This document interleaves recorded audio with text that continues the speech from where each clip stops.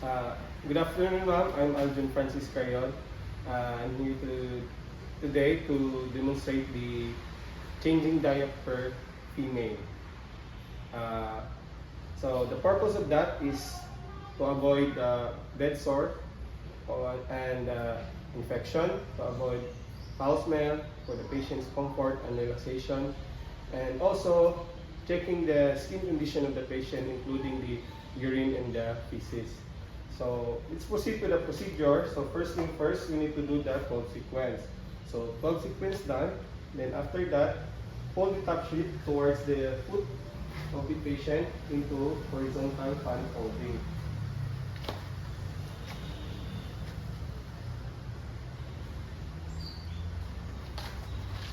Then after that, abduct the legs. Then unfastening the diaper.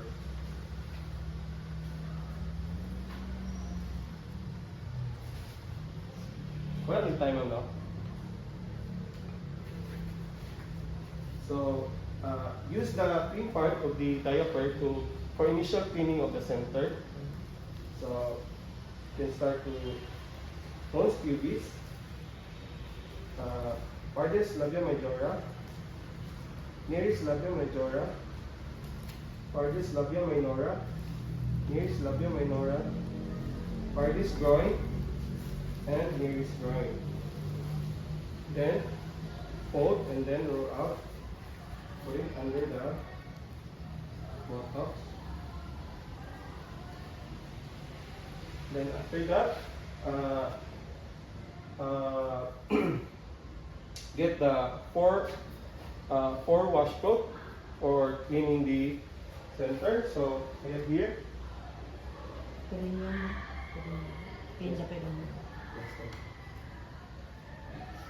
Clean the perineum. So I have here washcloth.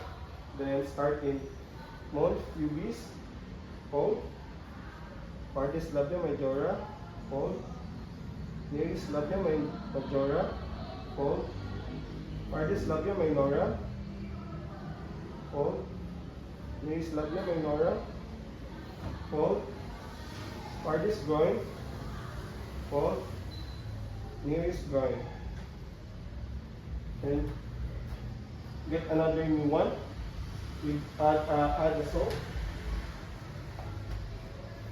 Mons pubis, fold, pardis labia majora, fold, nearis labia majora, fold, pardis labia minora, fold, nearis labia minora, fold, pardis groin, fold, and nearis groin. And after that, pat dry.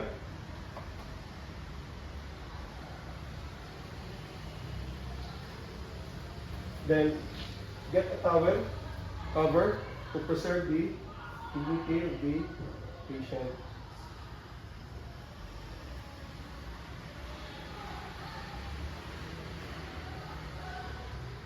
Then after that, roll out the incontinent pad and diaper on this side.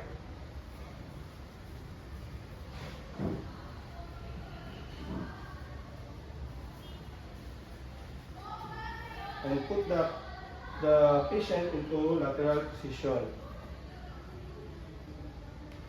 So assist the shoulder and buttocks.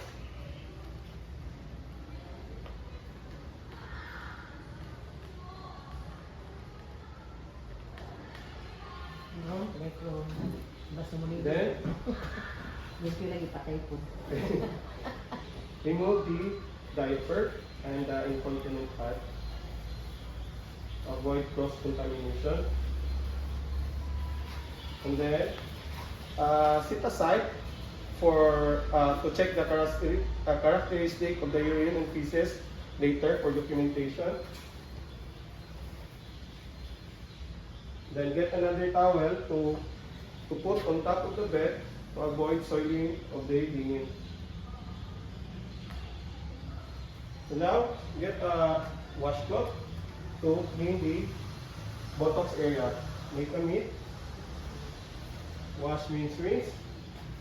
Circular stroke. Pay attention of iliac crease,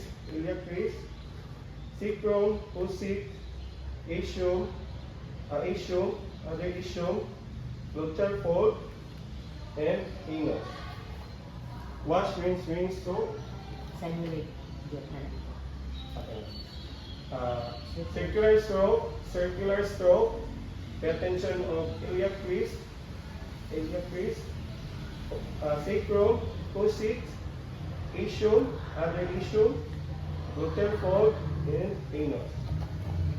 Wash, rinse, wash. Circular stroke. Pay attention of iliac crease, other iliac crease, sacrum, coccyx, ischium, other ischium, gluteal fold, and anus. Pag ipili mo sa gluteal fold, pataas. Diba? Para mo lumusul sa vagina. Gluteal fold and anus. Then, pat dry.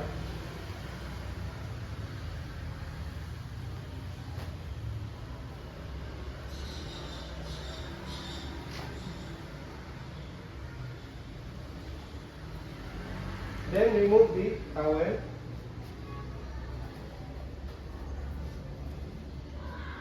Remove your gloves to gloves, skin to skin. Then wear a new set of gloves. Then get the new set of incontinence pad and a diaper. So roll this side to the center.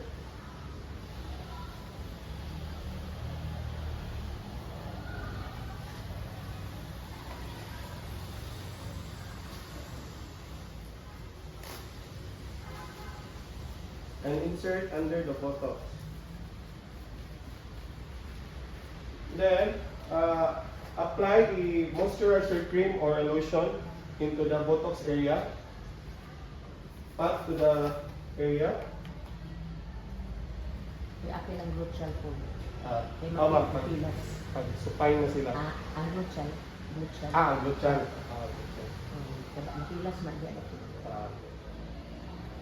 Then, put the patient into supine position.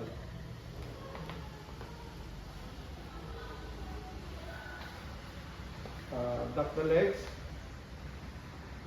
Roll out the incontinence pad and the diaper.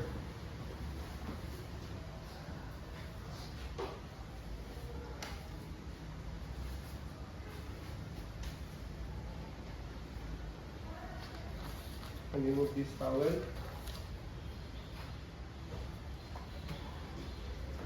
Then, put another cream or lotion into groin area and thigh area. Then, fasten the diaper.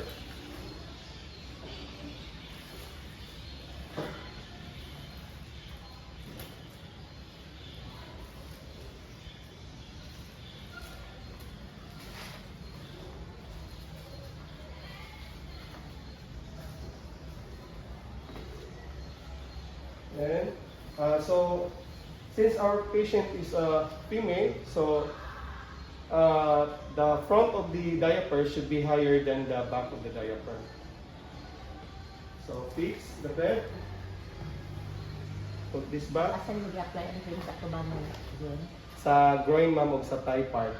Groin. Sa thigh area.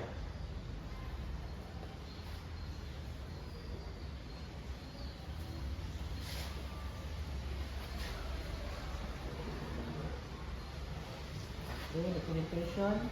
And then for the documentation, you can write it down, the time and date of changing diaper, the characteristic of the feces and urine, and then the before and after vital sign, and Skin condition. the skin condition of the patient.